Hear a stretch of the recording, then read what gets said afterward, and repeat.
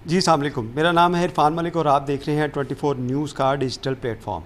आज हम बात करेंगे लाहौर शहर में जराइम की।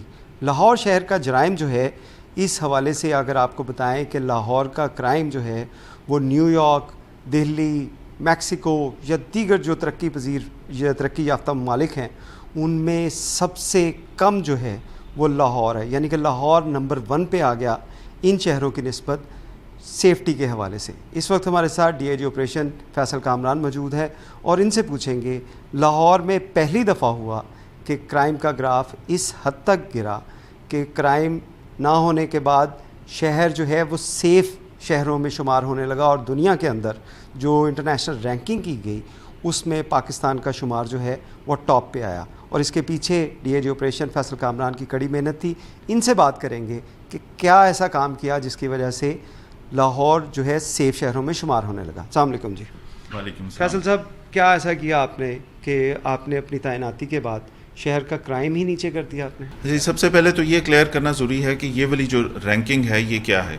वर्ल्ड क्राइम इंडेक्स बहुत सारे हैं, ये बड़ा ऑथेंटिक ये जो साइट है ये करती 380 बड़े शहर जो दुनिया पूरी के बड़े मुल्कों के तमाम शहर इसके अंदर आ जाते हैं, ऑलमोस्ट जो इम्पोर्टेंट शहर हैं।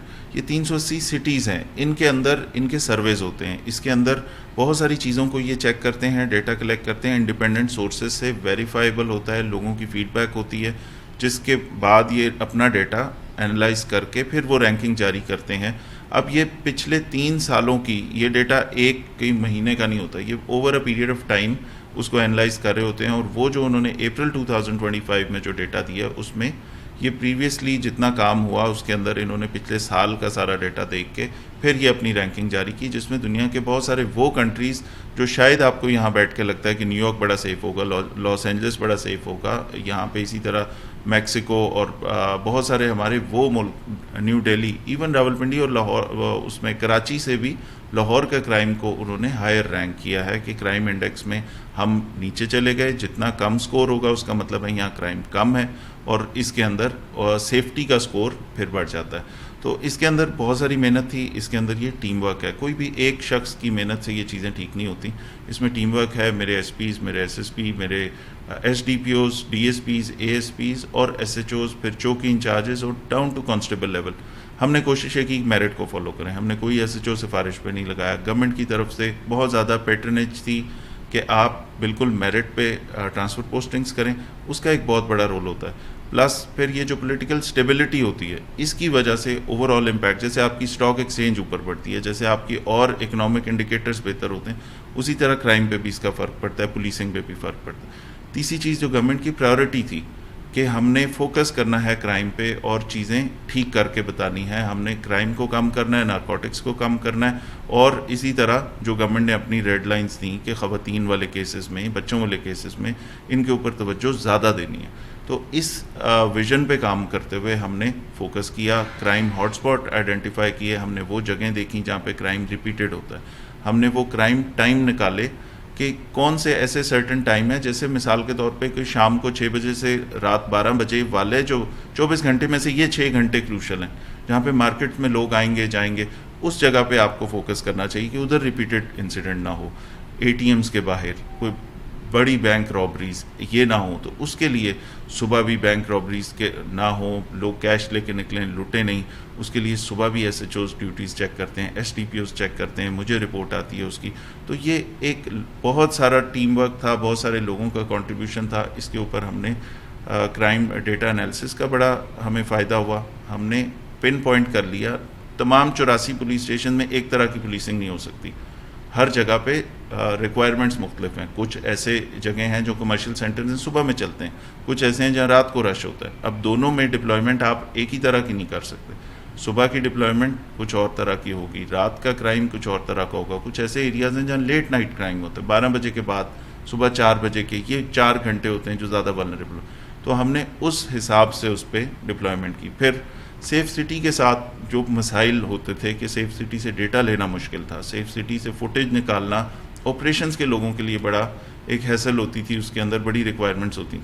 वो जो प्रोसेस पिछले 1 साल से बहुत इजी हो गया उसके अंदर, बल्कि सेफ़ सिटी में जहाँ पे कोई क्राइम का इंसिडेंट होता है, कोई रॉबरी या कोई वारदात होती है, तो फौरी तौर पे हमारा आईओ या हमारा एसएचओ सबसे पहले जाके सेफ सिटी की फुटेजेस निकालता है।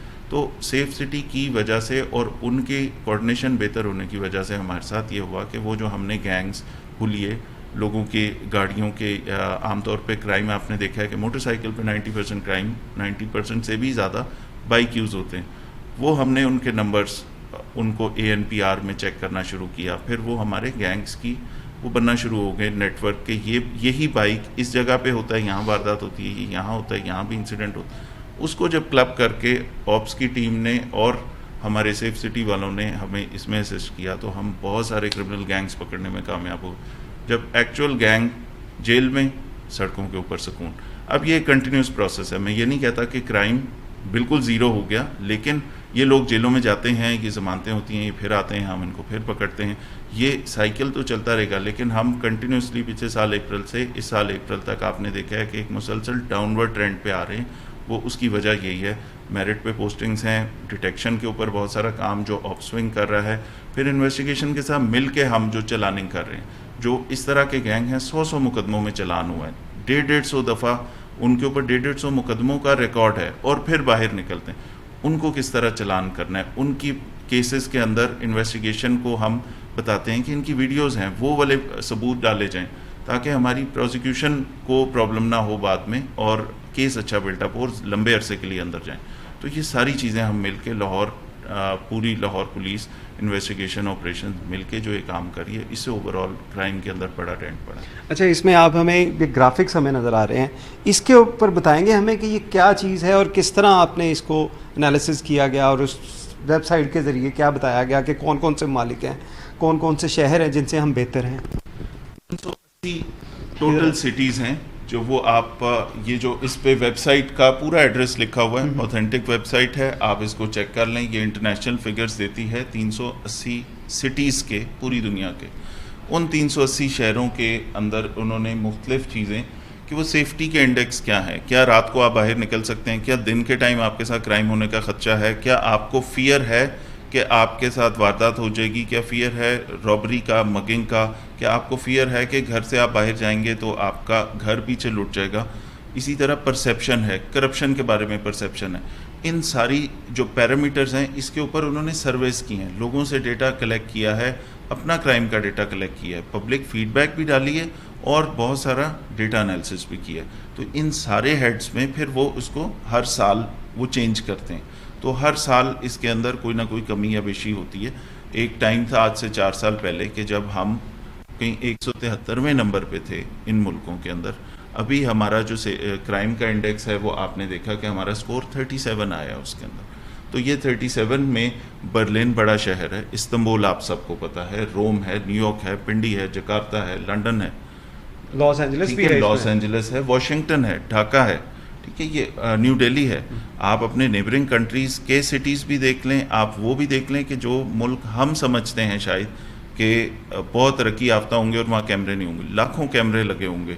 न्यूयॉर्क में लाखों कैमरे होंगे, लंदन में, वहाँ पे भी क्राइम के इंसिडेंट्स क्यों होते हैं कि वो एक क्राइम की इकोनॉमी तो चल रही है, लोग जेलों में जाते हैं, बाहर निकलते हैं, दोबारा क्राइम करते हैं। इकोनॉमिक फैक्टर्स इसमें उसका असर पड़ता है क्राइम के ऊपर, बाकी गवर्नेंस का असर पड़ता है। लाहौर में हमने फोकस जब क्राइम पे कर लिया, हमने नारकोटिक्स में कर लिया, तो आपने उसका फ़र्क देख लिया। लेकिन इसके पीछे बहुत सारी सपोर्ट या विजन या गाइडेंस या बहुत सारी चीज़ वो गवर्नमेंट की अपनी होती है। वो जो सपोर्ट है ना कि कोई पॉलिटिकल इंटरफेरेंस ना हो पुलिस में, उसकी वो एक बहुत बड़ी वजह है कि हमने अपनी मर्ज़ी से अपनी दानिश में बेहतर लोगों को लगाया, उन्होंने परफॉर्म भी किया, उनको सपोर्ट भी हमने किया, उनको ह्यूमन रिसोर्स भी दिया, डेटा एनालिसिस भी किया। ये सारे काम करने के बाद ये 1 साल का रिज़ल्ट आप देख रहे हैं कि ये 1 साल में जो अप्रैल में उन्होंने ये अपने तमाम स्टेटिस्टिक्स दिए, ये 1 साल की मेहनत का नतीजा।